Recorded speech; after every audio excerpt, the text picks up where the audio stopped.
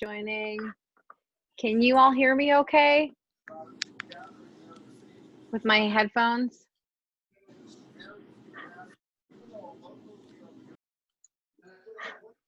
Someone want to just send me a quick note that can you hear me? Okay, great. Thank you, Melissa. Thank you so much. Welcome, everyone. It's just 7 o'clock, so the room's filling up. So we will wait a minute. Just asking you if you don't mind to mute. So good to have everybody here.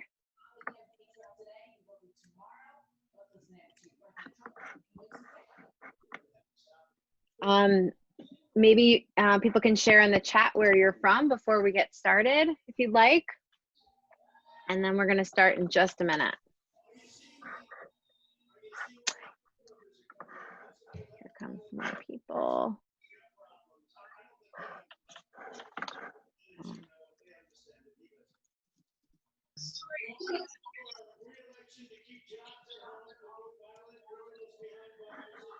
Oh, hi, Melissa, Chicago. Great. I have a lot of friends in the divorce world who are in Chicago, so welcome. So glad you're here. Just letting people in. Let's see. More and more people in. Okay. So no need to put your great, someone from Philadelphia. Great. Welcome from Philadelphia. Ah, you were here last time, right, Elizabeth? I remember you. Oh, Cindy from Turks and Caicos. What a beautiful place to be. Welcome. Hi, I'm so happy you're here. Elizabeth, great to have you again. I'm going to wait 2 more minutes just to make sure. I know I always join Zoom a couple minutes late, so just want to make sure everybody's able to come in and have their space, and then I'll explain a little bit. Yeah, I know. Elizabeth said, can you see that? She said we should all need to go visit Cindy. Yeah, the next Afterglow retreat, what we'll be in Turks and Caicos with Cindy, right? That would be great. Okay, just letting more and more people in. Okay, so let me just tell you a little bit about how tonight's gonna go. I am going to, I guess I'm gonna ask everybody just to mute so that we can be thoughtful of everyone being able to hear and pay attention. And so I'm gonna teach for about 45 minutes, a really important tool to help you through your divorce and to help you have a different experience than maybe you're expecting to have. So I'm going to teach, and then what I'd like to do, a big part of my program is other people supporting each other. And so I want to make sure that you have the opportunity to talk a bit amongst yourselves. And we'll decide then if we want to keep recording or if we'll turn off the recording. Right now I'm going to record my teaching part. So any questions before we get started besides what's Cindy's address in Turks and Caicos and how can we get there sooner? Okay, so if you have any questions, just let me know. I'm going to open up the slides so everybody can see them. Oops.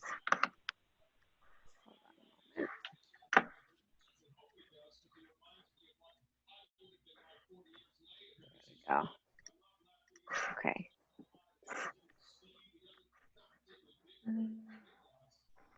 Okay, just want to make sure that I can see people coming in a little late, and then we'll get started. Oh, thanks, Cindy. We will.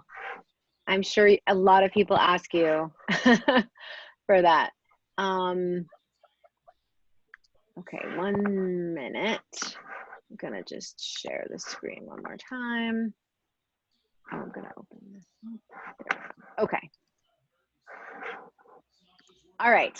So everybody can see me. There I am in the corner. And I am going to include anybody whenever they need to come in. Okay, so let's get started. I'm so happy you are all here. I'm going to tell you a little bit about myself in a little bit, but I get giddy talking about this topic because I am dedicated. I really do think I was kind of put on this earth to help women see that they can have a different experience post-divorce. I'll talk a little bit about how I got here, but I'm so excited you're here because this strategy that I teach is essential for moving through the divorce experience. So let's get going. Okay, so the first thing I really need you all to understand is that what we have been taught about divorce having to be painful and gut-wrenching needs to be set aside so we can pioneer a new way of seeing the process. In my practice as a clinical psychologist, I still have people coming into my office and saying, I went out with somebody, they were really great, but they were from a broken home. And they still refer to someone from a divorced home as being broken. And to me, that is absolutely wildly inappropriate because we can see divorce as actually a chance to learn, grow, and heal. And actually, I refer to the women in my program as super women because they are people who have decided that something is not working for them. That is incredibly powerful. Many people allow things to keep happening in their lives, even if it's not working. So those who've chosen divorce have actually taken an incredibly brave step. And so I really think, and I am dedicated to changing the stigma and changing this myth about divorce. Hope you're in with me. Feel free to say anything you want in the chat. I think I'll be able to see it. Okay, so you might be wondering, am I ready to see divorce in a different way? Am I ready to consider another possibility? Well, you're in the right place. If you want to find a way to be in your divorce using your compassionate and loving heart, and sometimes find that the advice you get from lawyers or mediators or even friends is to be a little harsher than you want to be. So do you find it hard to maneuver through your divorce using your compassion and your loving heart? Do you want to move through this process with integrity, but worry that lawyers and other professionals won't support you and might want you to be a little more harsh than you really want to? And do you want to see this as a learning opportunity rather than a failure? Do you believe that there's an opportunity for growth? If so, you are in the right place with the right person. Here's what I can promise. I promise you that you can be your compassionate, loving self, even during your divorce. And that you can grow through the divorce process to a place of immense healing. So this is possible. It's not impossible. Just want to make sure nobody's in the waiting room. Sorry, there we go. Okay. It's not impossible. It's absolutely possible. In fact, I've had, and I'll talk to you and share some of their stories, I've had hundreds of people in my life and in my practice be able to do this. Okay. So I'm gonna make this bigger. Okay. So my goal today for you is simple. I want to teach you the one strategy that will allow you to act from a place of integrity during your divorce so you can feel proud of your choices and feel embodied in making your choices and hopeful about your future. This is a technique that I learned pretty late into my training. It's a pretty advanced technique that often isn't covered in most divorce books or most divorce coaching. So I really want to teach you this so that you can make the best decisions and feel embodied and emboldened during this time. So this strategy that I'm going to teach you is going to be available to you whenever you need it for making a decision to move and moving forward with your ex. It's going to be a strategy that I use with my kids. I use it with my coworkers. I use it all the time because I think it's a strategy that grounds us in ourselves and helps really get us clear. We all know that going through the divorce process, there's so many things being thrown at you. And so you really can feel overwhelmed by all the information. So imagine a tool where you can just quickly tune in, turn inward, and know what you want to do next. And I really want people to feel secure and confident in your decisions because there's so many decisions during a divorce, as we all know. So I want to tell you a little bit about some of the people who I've worked with who have used this strategy and who have also been through my program. So I have a client named Lisa who was just telling us the other day in our group of women who circled together that there were some pretty nasty texts coming at her from her ex and actually from some family members. And her first reaction was really understandably the fight reaction. We're going to talk about fight, flight, and freeze in a moment. And she really wanted to come back with the frustration she felt at being attacked. She was being attacked on something she hadn't done. There was no basis for it. It really felt unjust. And she talked about how when she was able to connect to herself using this tool, she said, you know what? Like Michelle Obama said, when they go low, I go high. She was able to see in that moment her initial reaction and her initial inclination to react and to do something different. So that was amazing. My other client, Nanette, who's in my program, really came into the program feeling tight, angry about what had happened for her, and really not hopeful about the future. She really felt like she had been married, she had 2 kids, and she probably wasn't going to be able to find love again. And she sent us, one of the things we have in my group is a group text. And so she sent us text before she was about to go out with someone for the first time. And she said, oh, this isn't going to be fun and nothing's going to happen and he's going to be boring. And she allowed herself, because of, again, this strategy, to allow the process to unfold. And she actually fell in love again. And we're speaking the other day about how beautifully it's going. So the strategy works. So this strategy works no matter where you are in the divorce process. So you should know I work with people who are considering divorce, who have been divorced very recently, and who have been divorced for a longer period of time. This strategy will work for you no matter what. But this strategy will only work if you commit to keeping an open mind and heart and release attachments to martyrdom and suffering. This is a really key piece of all of my work. I share in my story that once I got divorced, I had a laundry list of situations and experiences that my ex-husband had done that I could have told everybody, and they were really bad. They're really objectively bad. And one day I realized I could continue to say all of his laundry list, or I could let go of it and ask myself, wait a minute, what's the common denominator here?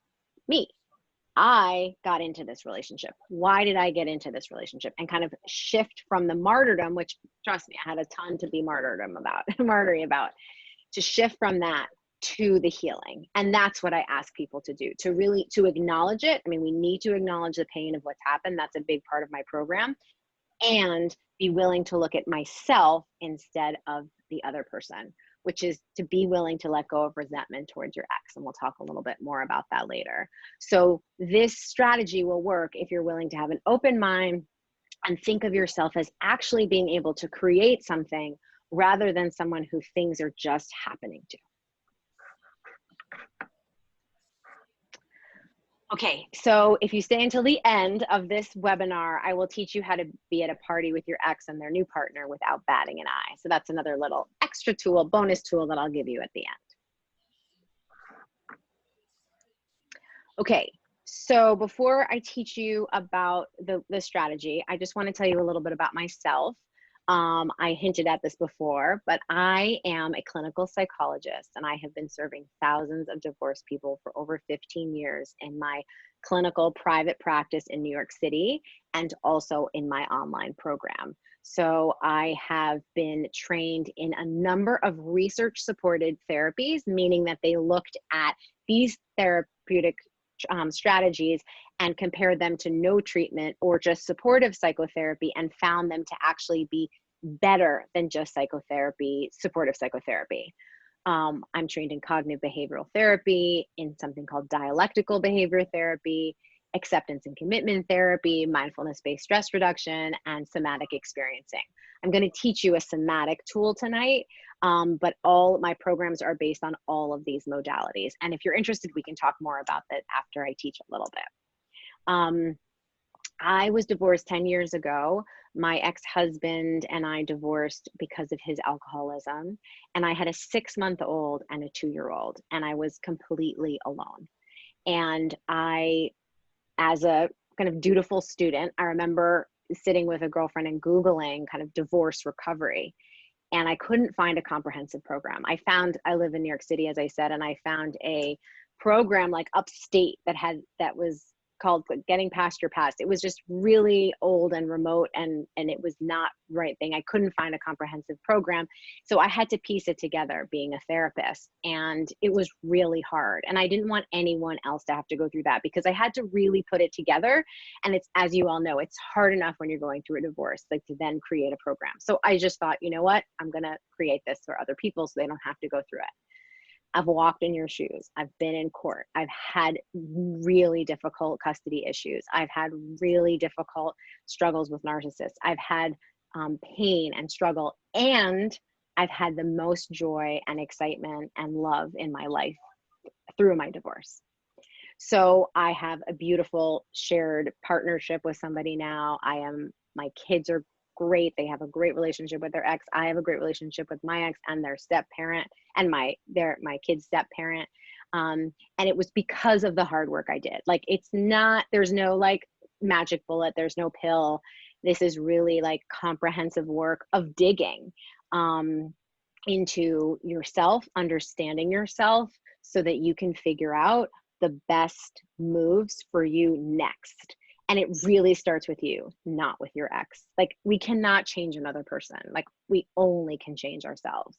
And so I tell the story that I knew something had to change when I was on the floor, like begging my ex-husband to not drink. And I thought, wait a minute, he might be the one drinking, but I'm the one who's kind of lost it because I'm on the floor begging. So it's like, are you willing? Are you ready to look at yourself and see compassionately what you can change so you can not be in the situation again? And as far as decisions, one of the things is I didn't know how to make a decision without cutting off with a knife. So I would be very impulsive and just say, okay, that's it, it's over, or I'm not talking to you. I couldn't really regulate interacting with someone when I didn't agree with them. It was something I had to learn, and that's something that this strategy will also help you with. Okay, so now we're going to get to the strategy. So I want to tell you a little bit about where this comes from. I mentioned somatic experiencing. So let me just move myself over here. Okay, so somatic experiencing is a therapy that focuses mostly on the fact that every single one of us, as organisms, as bodies, is walking through this world with one goal. That goal is to feel safe. We all, like these little puppies, want to feel safe, held, and to know that our organism is going to continue or to reproduce. So it's essential for us to think about how and where we feel safe. Now, I talk a lot about in a lot of the podcasts I'm interviewed on about how divorce is a trauma, that a trauma, as we define it as a little big T or little t trauma, is something that happens really fast. And again, even though you might have been building up for it for a while, for your nervous system, it feels like a fast decision. And that your nervous system suddenly doesn't feel totally safe.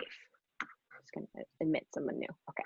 That your nervous system doesn't necessarily feel fully safe. And so there is an intensity and there is a fear that can come up. So as a somatic experiencing therapist, I'm always thinking about, are you feeling safe in your body? And if not, how can we help gain safety? Because it's essential to be able to make decisions. It's essential to be able to parent well.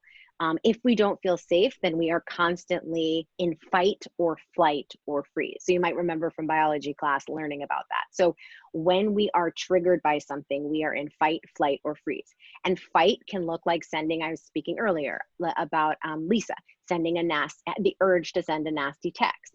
Flight can be ignoring a text or ignoring your financial planner who continually asks you to hand in the documents. Freeze can also be just this feeling of an inability to make decisions or to move forward. So when you're in fight, flight, or freeze, and I think a lot of people, maybe you can share, by just kind of raising your hand, if you have felt that before, either fight, flight, or freeze during your divorce. So just, you can raise your hand, you can share in the chat, whatever feels right for you. But I know a lot of times when I've talked with everybody about this, that's something really common. Yeah. Okay, good. Okay. So yes. So if you think about how when we're going through a divorce, we're in fight, flight, or freeze, in order to make good decisions, in order to be connected and to heal, we need to lean into safety. I'm going to give you a little bit of the biology for a minute. So we have something called the ventral vagal and the dorsal vagal system. The whole system is called the polyvagal system, which some of you might have heard of. And this is the part of our body that actually signals whether we're safe or not. So what we want to do is we want to constantly check in with our body, which literally is telling us if we're safe. So let's take a minute. Take a deep, deep breath. See if you can keep your eyes open, gently looking down, or you can close your eyes if you feel comfortable. And see if you can feel into a place where you're sitting or lying down, where there's contact between your body and what's supporting you. Just see if you can find that place of connection. Simply notice it. And take a minute to scan your body and see if you can find a place where you feel okay. It doesn't have to feel great. It doesn't have to feel fantastic. It can simply feel okay. See if you can notice that.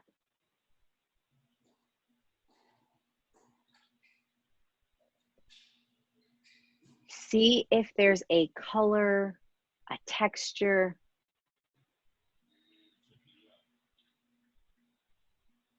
and bring it really into your consciousness. And it can just be the tip of your nose. It doesn't have to be your whole body. It can just be one small place. And if you want to write it down, you can write that down, or you can keep it in your mind. But I want you to really focus on this part of your body where you feel safe.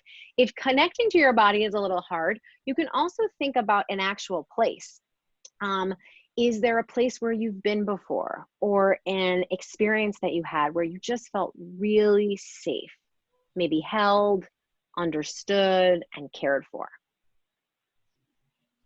Are there people who actually make you feel this safe? So just really connecting to this feeling of safety. Again, we really need to think about this in order to bring ourselves down from fight, flight, or freeze. When you have this space, this is a space that you can always return to. This is a place, this exercise of finding a place of safety, you can always return to, but your specific place, you can always return to. This image, a space, a place, a person, these are all these are all possibilities for you to say to your nervous system, we don't have to be in fight flight. We are safe. We are okay. And so you might notice that when anxiety starts coming up, you feel angry, you feel scared, you feel frozen. I want you to then take a moment to breathe into, where do I actually feel okay right now? I'm going to give you an example of a client of mine. This is a client, Lizzie, who, when she was going into court or into mediation, she would automatically get incredibly nauseous. And one time she actually threw up.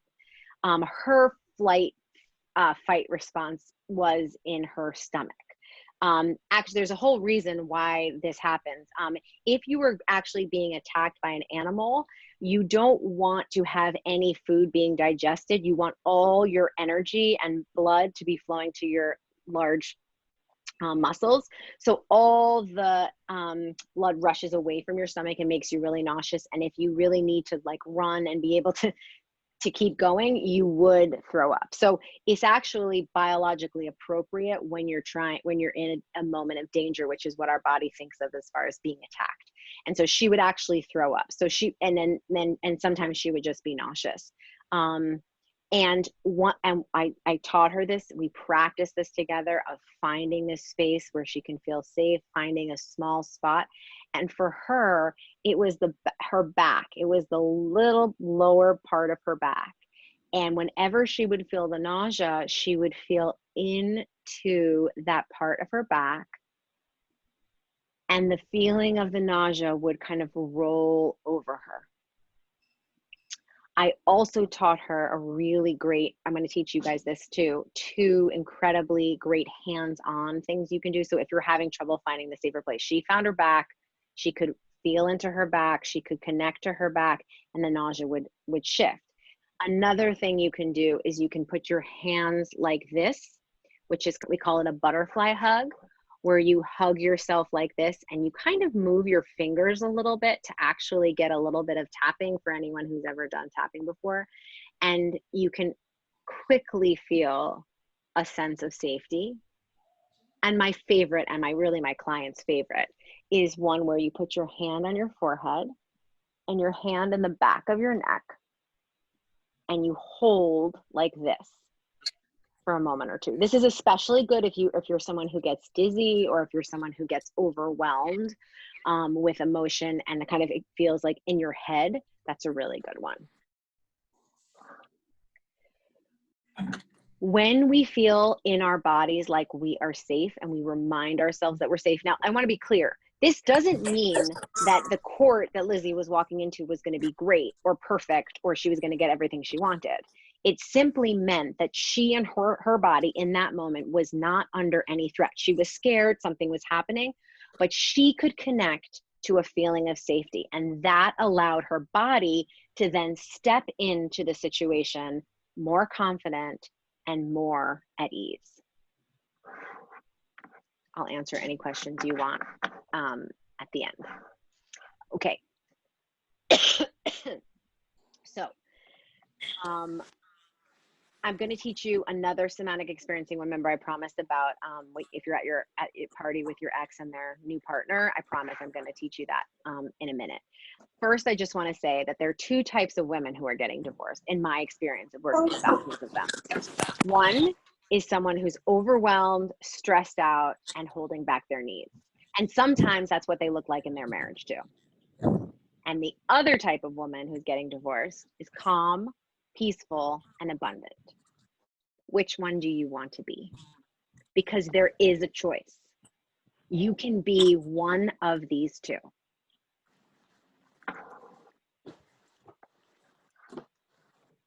Ready to learn how to? You can learn by going, this is how you're going to learn to be the one who's abundant and passionate and compassionate and at ease. You can work with me. I have an online program that opens tonight. And a special bonus, by the way, if you sign up tonight, the card is open. If you sign up tonight, you'll get a free 30-minute session with me where we'll talk about anything you want with your divorce, any suggestions you need, any help. Usually it's, you know, I charge almost $500 for an hour, so it's a pretty big bonus. And so you are welcome to have free 30 minutes with me if you sign up tonight by the end of the evening, which we'll say is about 11 o'clock at night. So there's, in my program, it's an online program. It's a 14 video series teaching you how to heal post-divorce using the research supported strategies. Some of the ones I just did, a lot of cognitive ones, a lot of behavioral ones, and it covers all topics related to divorce. It covers healing and loss, which as a clinical psychologist, I really feel like I'm uniquely able to help people with because I was trained to deal with grief. And a lot of times programs for divorce don't talk about the grief. They just talk about what's next and how to move through. And they don't talk about the grief because you have to process the grief. Because even, I never want to be with my ex-husband again, but 2 years ago when I was with him and my kids and his new child, I felt the loss. Like at one point I wanted to be with him. I don't want to now, but I have to process that at one point I did. So we're going to talk about healing the loss, co-parenting, how to make transitions easier, how to make a really solid co-parenting plan, how to get your needs, your kids' needs, like everyone's needs on the right side. And dating again. Love is not gone. You can have an amazing sex life. You can have an amazing romantic life. Your life is not over in the romance department, and I'm here to help you see how. And then forgiving yourself. Some of us have a really hard time. Either we waited too long, or we regret having been with the person, or we did it too quickly. And so we need to forgive ourselves so that we can move through into this next amazing stage. And I think of it as graduate school for relationships. I think of it as this is an opportunity to learn and grow and heal. So here's what you'll get in the program. You'll feel calm. You'll stop hearing yourself constantly say, I'm so overwhelmed by my divorce. I don't know what I'm going to do. I don't know where I'm going to turn. You'll be able to be in the same room with your ex without raging. You'll feel excited or butterflies in your stomach about going on a date. And you'll feel confident about how you handle situations with parenting, with your lawyers, and you'll know how to handle moments of doubt much easier. And you will get an amazing support with the other women in the group.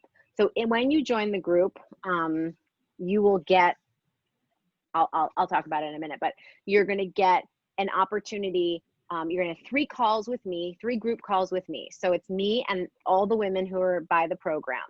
And I mean, it's unbelievable. And we're going to see what happens when I finish teaching about how amazing it is to circle together. Like there's nothing like women when they come together. It blows me away. They just support each other unbelievably. And then I'm there to support as well. And you're going to get access to a Facebook group, which is really active. You're going to get all the modules, and every one of the modules, by the way, has sheets. They have like worksheets. So it's as if you're in a therapy session where you're learning from your therapist, and then you have homework. So there's lots of active work too. So I want to tell you a little bit about the women so that some things that people and the women in my program have said. So they're constantly giving me praise, which is so nice. And it was hard to pick which one, but I chose a few. So this is what one of the amazing women said. I was recounting the words in the Dating Again module when I went on my first date in 20 years. Remembering your words helped me show up and be present to the kind man across from me. In the past, I would have rolled my eyes at his kindness, but instead I let it in. That is the best gift I could hear, because if I was able to help someone try something different and be in a different situation, that is all I want. Listening to the module on co-parenting on my way to pick up my kids from their dads, I feel confident in my ability to have a calm and fun transition back to my house now that I implemented your tips. I'm so happy to help people with transitions. Transitions from one house to another can be really challenging. There's some really individual things you can do, and they really change the situation for you. And the whole feeling around the house, shifts.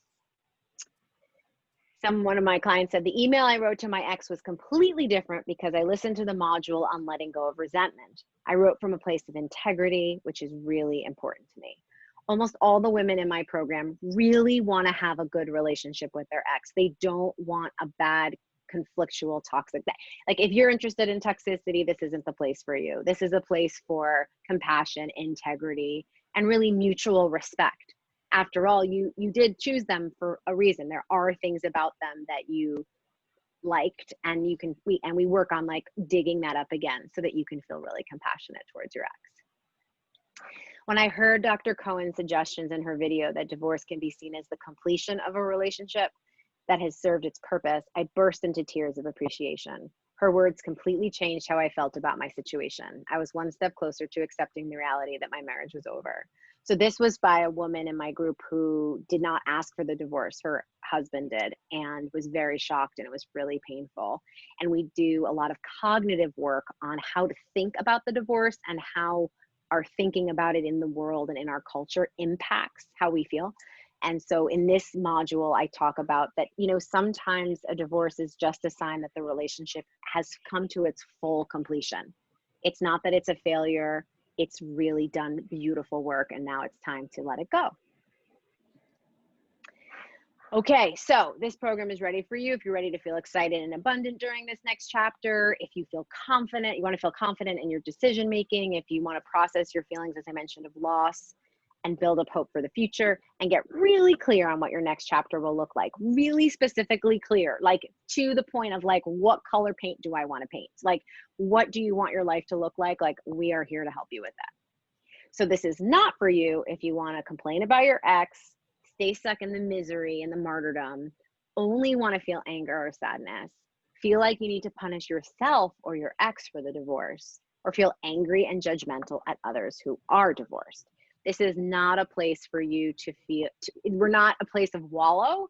So if you want to wallow, I'm sure there's other places that are perfect for you. I have a feeling if you're here, you don't want to.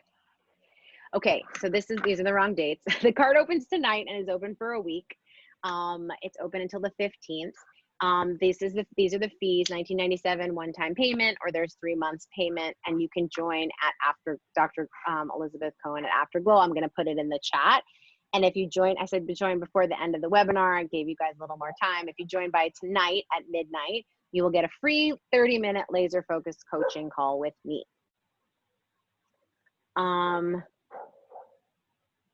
Okay.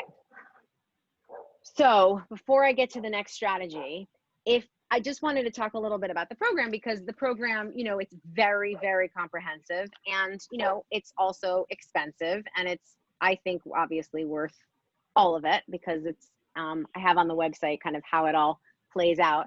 But I just want you to ask yourself, if you joined the program and all this helped you with was the following, would it be worth it to you? So if all I could help you with was feeling comfortable telling people you're getting divorced, would it be worth it? Would it be worth it if it made you pick up the financial documents you need to fill out instead of avoiding it? Would it be worth it if it helped you be open to receiving love again? Would it be worth it if you got strategies to enter co-parenting with positivity and hope? Would it be worth it if you found ways to help your children transition? And would it be worth it if I could help you let go of resentment towards your ex so you can co-parent and negotiate with ease? So here's the last strategy about being in the room with your ex and their new partner, let's say. It's going to be another grounding strategy. So when we feel anxious, again, we get a big rush of adrenaline. One of my most important skills that I teach people is to ground themselves, is to do something called orient. You orient yourself to the present moment to help you know that you are not in danger. You might be upset. You've got to talk to a friend later about seeing your ex with their new partner, but in the moment, you want to ground yourself. And here's what you do. You look for 3 things in the room that are red. Then you look for 2 things in the room that are blue. And then you look for 1 thing in the room that's yellow. Try it now. Look for 3 things in the room that are red, and really make sure to turn your body, especially your hips and your neck. So look for 3 things that are red. Just name them. 2 things that are blue. And 1 thing that's yellow. And take a deep breath and notice if you feel a bit more grounded.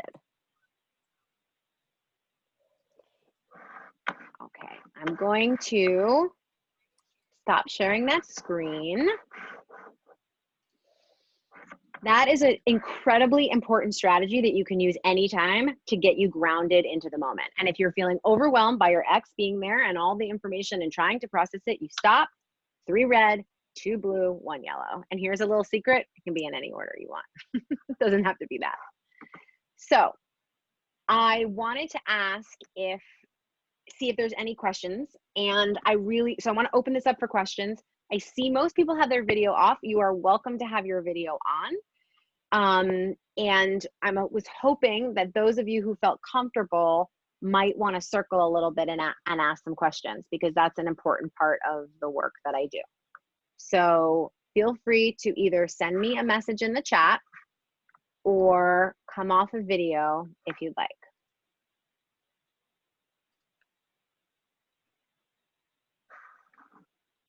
So any way anyone wants to ask any questions at all. I know last time, many of the times when I've done this talk, people have asked about narcissism, if this still works for that. Any questions that might have come up specifically about somatic work, or any questions you have, feel free. I'm here to answer all of them. You've got me. Stephanie, thanks for the question. Which stage of divorce have you had women go through afterglow? Yeah, thanks for asking. That's really good and a great question. So women in my program are at all levels actually. There are some women who've been divorced for 2+ years who really hadn't started their healing process yet and their journey, and so they're doing that now with me. There are women who have just been told by their partners that they want a divorce, or have just told their partners they want a divorce, so they're early in the process. And there's a lot who are working on who are in the process in the sense of like having a custody meeting. And what's so interesting is that when we circle, there's so much information shared, no matter where you are.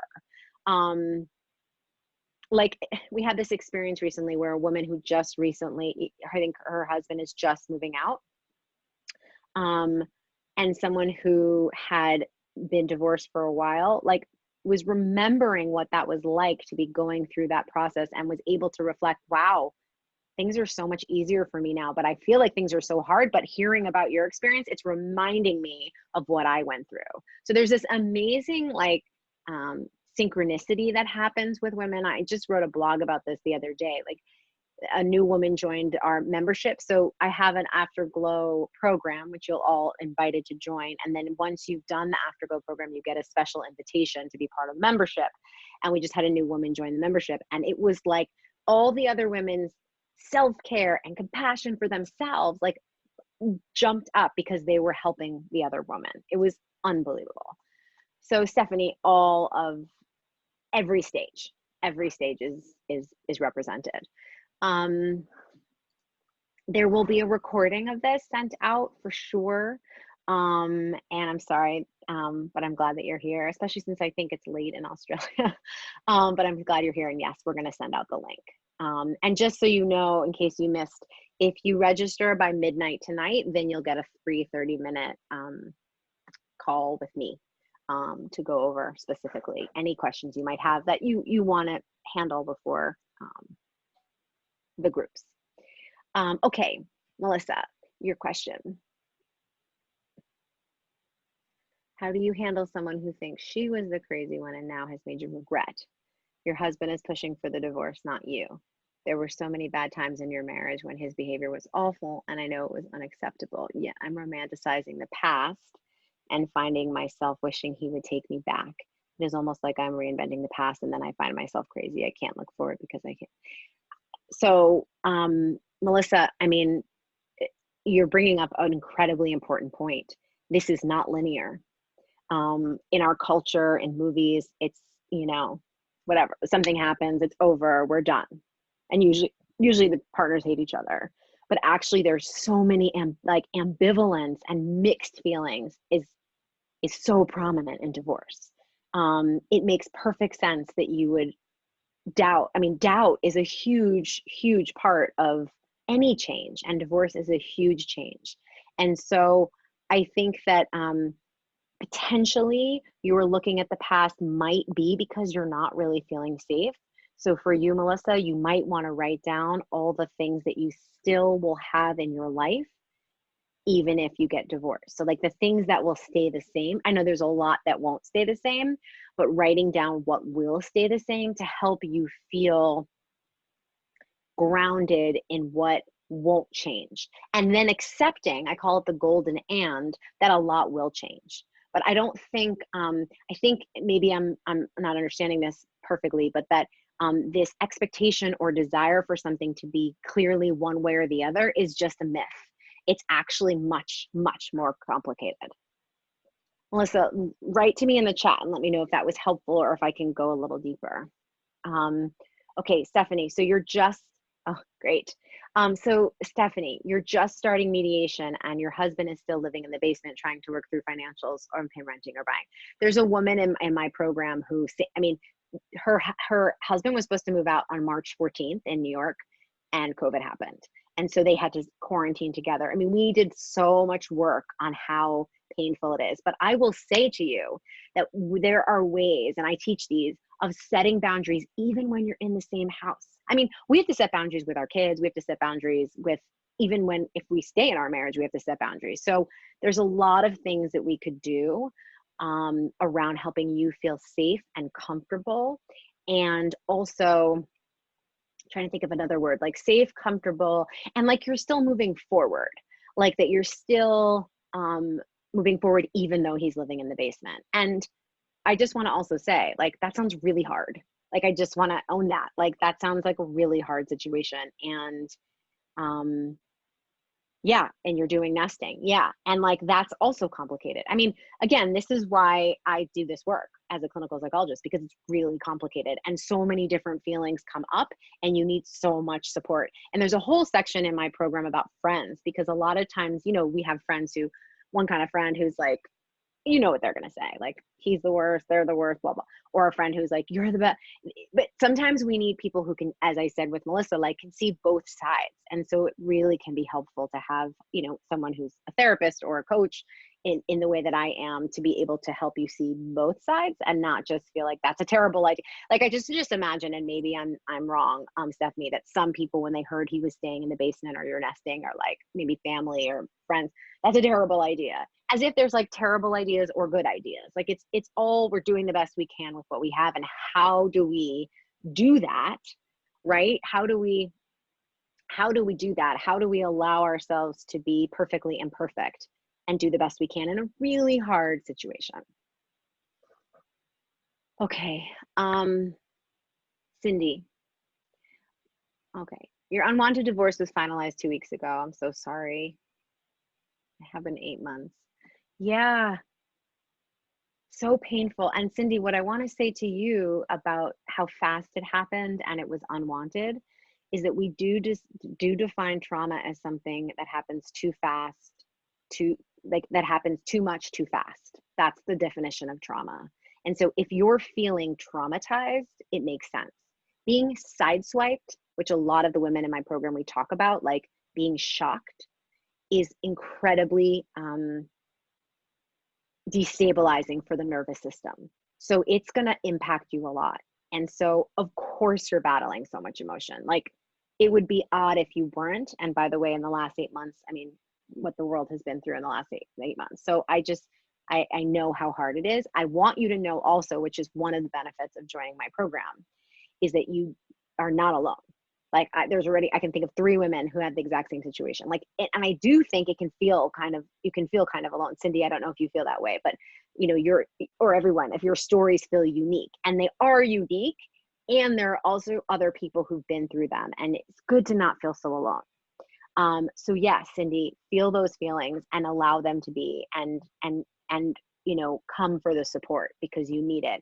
And because it's a trauma, there's healing. There's trauma healing. Like, I know how to heal trauma. That's what I do for a living. So there's ways to heal from it. My pleasure, Cindy. You're not alone at all, at all. Okay. So someone else who said privately, so I won't use the name, I asked for the divorce and keep going back to him. I know this sits within me and was thinking that Kate Anthony was more what I needed at this stage. Should I stay or go process and healing me to be strong to stay away? Yeah. I mean, she's great. I mean, I love Kate. Kate Anthony is a great friend of mine, and we do a lot of work together. And she talks to people about should they stay or should they not. There are people in my program also who aren't sure, and they use my program to kind of see what it might be like to kind of peek over into that choice. So that's one thing that you can think about doing. I think you have to follow your heart with all of this. Like there's so many amazing healers, and I always say, you know, it's trained as a therapist. I used to say to people, you know, come and meet with me and meet with somebody else too, and see where you feel the right match. Like everybody can heal, but you can really heal best with the right match. And so for you, you'd have to figure out who the right match was. I'm sure, you know, her content is great. My content is great. I do think that the going back to him, and knowing and being so unsure, I mean, that must be such a hard place to be, just the kind of in and out. And by the way, most people who get divorced have an average of 2 to 3 years of that. So don't think don't think you're, I mean, again, like there are other people who've been through that where they back and forth and back and forth, and then until they can finally make the decision, even if they're the ones who asked for the divorce. So a lot of compassion for yourself. But I'd love to have you, and you can learn about what's happening next. But again, it has to feel right for you. Yeah, so okay. So Stephanie's saying unwinding 20 or more years together is tough. It's been a slow poison, and I'm the one who said enough. Brave, brave soul. He battled depression and self-medicating with alcohol occasionally. It's so sad. Yeah. So first of all, I want to say also many of the women in the program have been married for 20 and in heterosexual or not same-sex marriages, like for 20 more years. Like that's not uncommon. Like there's a lot of women who've been married for a very long time. And interestingly, number of them who've, you know, partners have had different substance abuse problems and depression as well. I mean, I think you're bringing, I think Stephanie, what you're saying is that it was a slow poison. Like, do you mean that the relationship kind of failing was a slow poison? Can you maybe just tell me if that's what you meant? I just want to make sure that I got that right.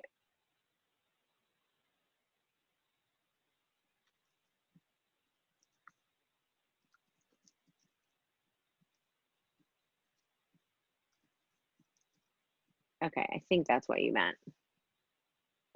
Oh, I see. His depression and drinking were the poison. Okay, got it. Yeah. So yeah, and I mean, here's a little secret, right? Like just because you divorce and just because you ended it doesn't mean, Stephanie, that like the pain of his drinking and the depression isn't still in you and doesn't still need to be processed and worked through. That's number one. Like just because you ended it doesn't mean it's still not hurting you in some capacity, and you need to process it. And two, like yeah, the long time is like the length of it means it's been going through your neural pathways for a really long time.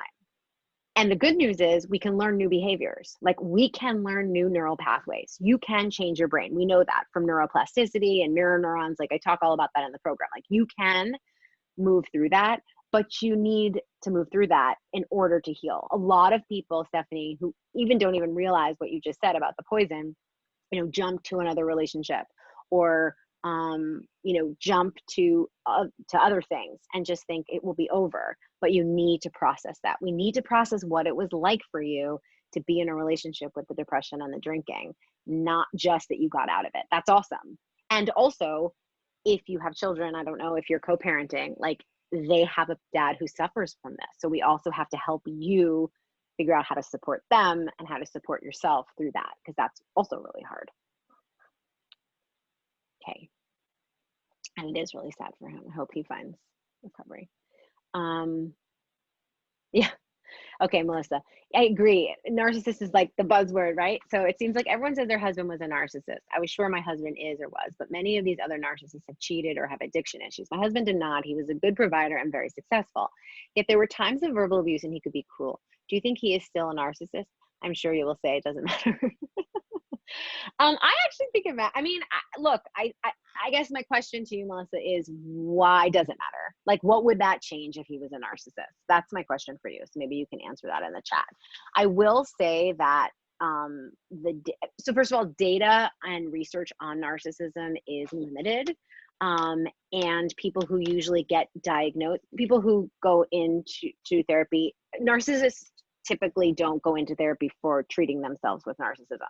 So it's usually because of something secondary, like drug or alcohol or cheating, right? Someone else is bringing them in. So a lot of what we call the comorbidity or the seeing those things together is because of how they report based on the data. So there are certainly narcissists who don't, who don't have addiction issues and who don't cheat. Now, one of the telltale signs of narcissism is feeling like when you feel like you're crazy, when you feel like this person is saying something to you and we're in reality and suddenly they're changing reality. And you don't have to be drunk or high to do that. Okay.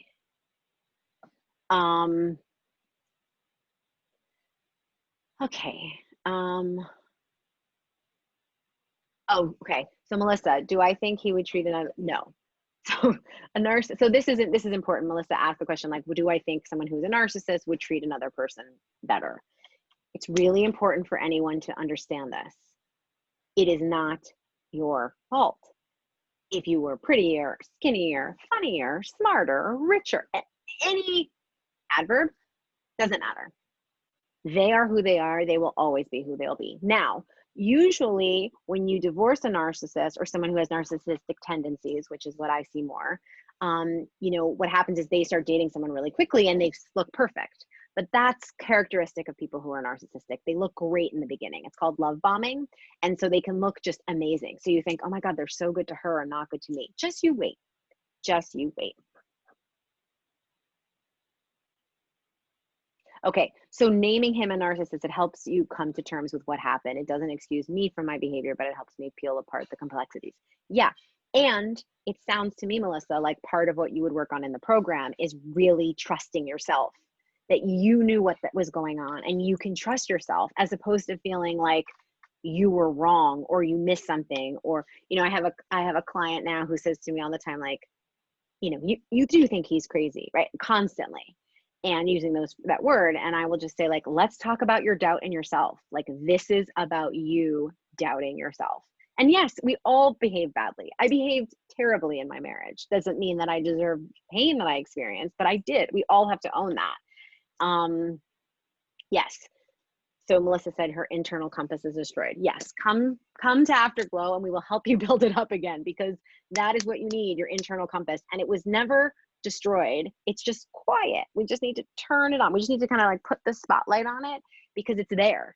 It's just you've been told for so long. So many of the women in my program, I'll say, like, okay, wait, is that your voice talking to you right now or your ex-husband's voice? I'm too controlling. All these things. And so I really stop that kind of cognition in the moment. Okay, I just want to go back up because there was something I skipped, and then I get to you, Elizabeth. Okay, so Stephanie, all of you have been in counseling together with your children for a year. That's great, and I'm glad that, what a gift you're giving them. Like, what a gift, and to help them process it and understand it, and again, to not feel alone. And again, like, sometimes, it's hard to tell your friends that, like, you're worried about your kids with your ex. That's a really hard thing, but we talk about that a lot in the membership.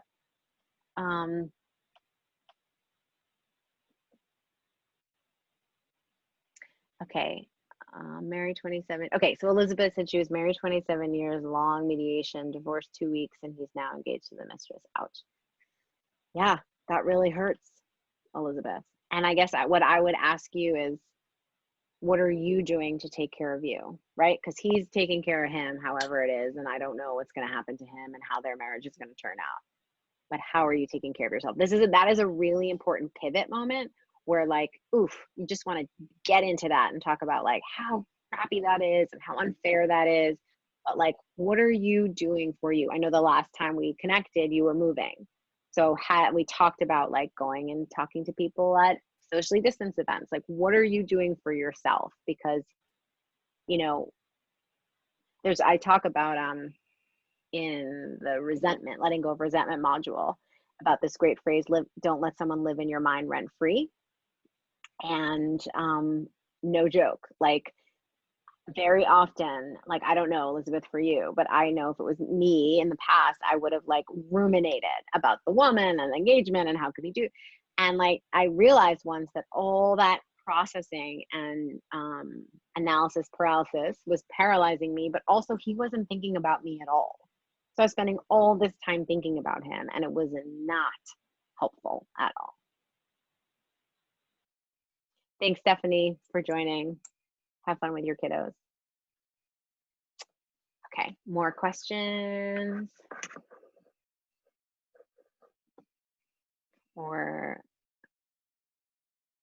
Okay, great, Elizabeth. Oh, good. Working hard to keep busy. Walk, watercolor, rest, was doing well. Oh, gosh, I'm so sorry your father died. Another ouch. Yeah. Oh, you're welcome for the webinar.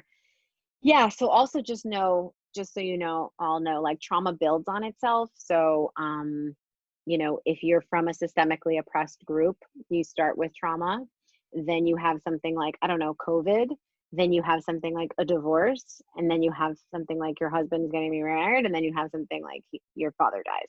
So just know, Elizabeth, that need to up your social connection. You need to up self-care. Like, you have like quadruple whammy. An even better time to join a group like mine where there's support. Melissa, I'm so glad you joined. Thank you so much for being here. It's an honor to have heard your story, and thank you for being vulnerable and honest. I really appreciate it. Are you guys able to take your video off, or is that something that I have done for you all?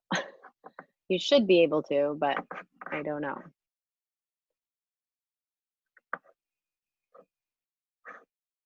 Oh yeah, you can. Hi. You can take your video off. Okay. Are you driving or are you passenger? Driving. Okay, good. Don't look at the camera. I'm so glad to see your face. It's so good to see your face, and it's like sunny and warm in Australia. Anyone else want to see each other's face? Any other questions that anybody wants to ask? I am completely available.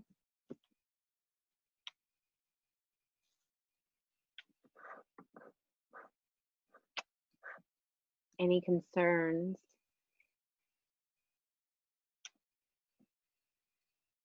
Just know that this is one of the hardest things people have to do. I was just talking with someone about this, that, just like it's like having if you have children, like a newborn, like no one tells you how hard, like this is very, very, very hard. And unless you have the right support and the right people in your lane, maybe I'm thinking of that because you're driving, it can be really lonesome. And so you just don't have to be alone. Like you just don't have to be alone in this. And that if any of you are feeling crazy or like you've done something wrong or you are making a mistake, like you're just doing perfectly, imperfectly, the way you're trying to get through your life. Like there's just needs to be so much compassion for all of you, for yourselves. Like we need to start with that. Like just start with the compassion. So I just wanted to check if anyone has any more questions. Otherwise, we'll finish up. And I'm going to send out this, the recording of this. So for those of you who got in a little bit late, I'm going to just put in, I think you all have it, but I forgot to put in the program link. And if you want to email me, this is my direct email.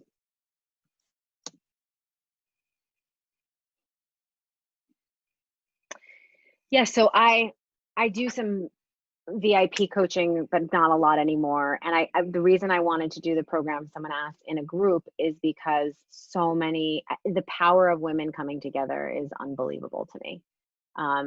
They can support women even more than I can. So I do both, I do both as being a clinical psychologist for years. And I can't tell you how much faster people move when there are other people around. It's remarkable. It's really remarkable. So, okay. Any last questions from Francesca, Cindy, or the other person? You're welcome. Okay.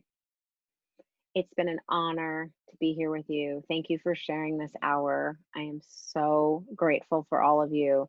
And I really believe in your ability to heal, whether it's with me or someone else or on your own. You're brave. You're amazing. Thanks for showing up for yourself, and just be really proud of yourselves. You're doing fantastic.